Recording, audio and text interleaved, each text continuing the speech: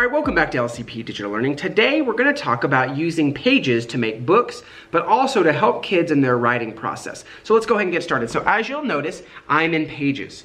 Inside Pages, I'm going to go ahead and do the plus for a new document. These are all the templates that I have available to me. I'm going to scroll down just a bit until I get to books. So there's some landscape books, and there's also some portrait books. I'm going to go ahead and use this landscape book with the elephants. So what's great about this is right here at the bottom right corner of the picture, you see a plus sign. When I click this plus sign, I can either use the camera roll and import things I've already have in my iPad, or I can press the camera button right here, and this is going to allow me to take pictures. So I'm going to turn it around to selfie mode, and I'm going to use the video. Now what's cool about this is kids can use the video to just tell their story.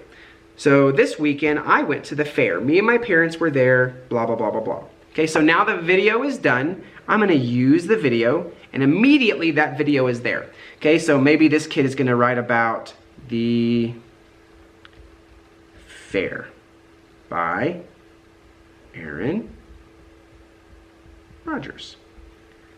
So now, my first page is my title, my name, and the video. So this helps the kid just get their thought on paper immediately. So maybe the second page that I want to go to, I don't want that page, I want a different page. So I'm going to do plus. I'm actually going to start with a blank page. I'm going to move this page up. Now this page I want to be my planning document. So I'm going to go over to plus, shapes, and I'm going to bring over a circle. And so maybe this is my main idea. And then my next circle underneath it, and another circle underneath it, or oval. These are going to be my sub ideas. So maybe I even want some little lines in here, so I'm just going to do plus and some lines.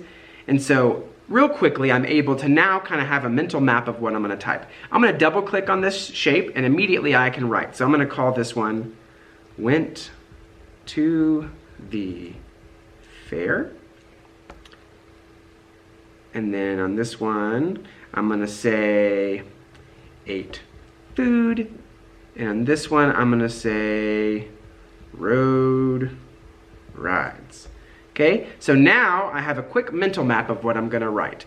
Then the next time this kid works when they're writing, they're going to go to this next page. They can add a picture right here on the left-hand side. And then right here, I can go ahead and start typing my story from my ideas from earlier. So like this weekend, I went to the fair. So now they can actually type out that story. So what's really great about this is not only can I add video, I can add pictures, I can even use some drawing. So maybe I want to go plus to the media tab, click drawing. So now the kid can actually add some drawing. So if they wanted to draw the Ferris wheel, okay, so now they're not only adding a story, but they're adding some of that multimedia creativity.